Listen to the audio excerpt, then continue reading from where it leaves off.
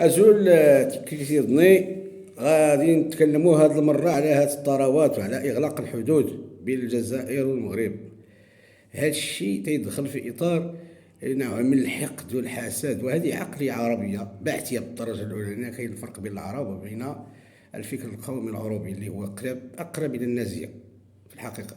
كيف يعقل مثلا الشعوب ديال شمال إفريقيا كلها محتاجة للغاز ومحتاجة للبترول، وأنظمة تقوم بتصديرها إلى أوروبا عوض يعني أبناء شعبها الممتد من سيوة إلى جزر الكناريس.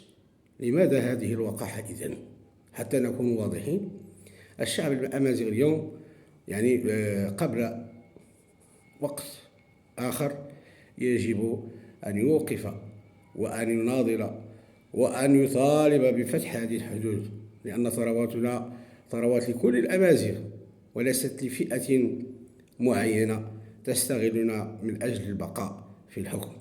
لنكون واضحين، الثروة هي ديال تيموزغا، وطن تيموزغا ولا غير تيموزغا. تنميتنا